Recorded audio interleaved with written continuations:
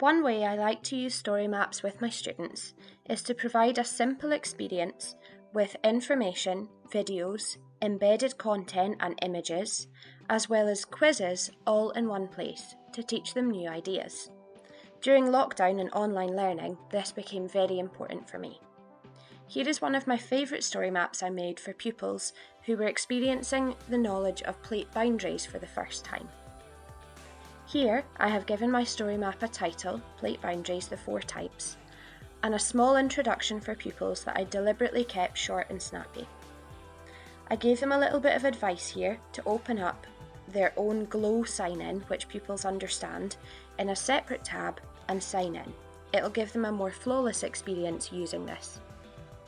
Here, I have used the sidecar layout to allow pupils to have information on the left-hand side.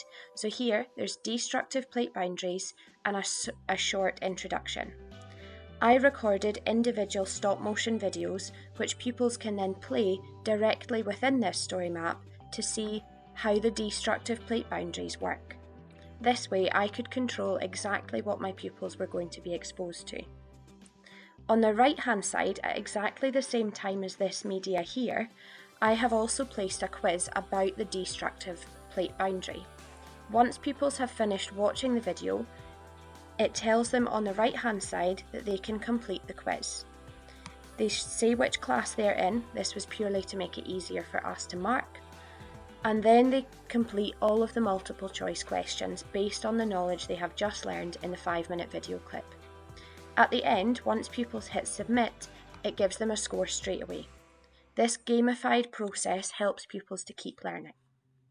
Then, on the left-hand side, it instructs pupils on what to do next. So it tells them to keep scrolling down and to look out for the quiz changing on the right-hand panel once they see the next video.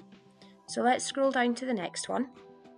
And you can see that the quiz has changed to the next embedded quiz that I laid there. And we are now going to learn about conservative plate boundaries. Again, there's a stop-motion video that I have included and a new quiz for pupils to complete on the right-hand side of the panel. This continues for all 4 plate boundaries with constructive and then finally collision plate boundaries.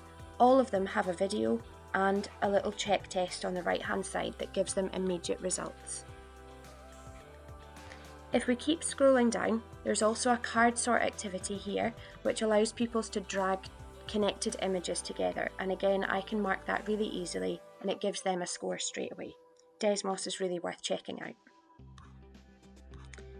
Now I have included 4 separate survey 1-2-3s which you have been familiar with learning about last week. Pupils have the short instruction to answer the next 4 questions to show them how much they have learned so far. Each time I ask for their name and I then ask them to move the blue marker to where they think a collision boundary can be found. At the left-hand side, it gives them the name of the question and what boundary it is talking about. On the right-hand side, all they need to do is submit it each time. It also then tells them to scroll down to the next question. Question 2, here we are again, and this one's question 3 and question 4.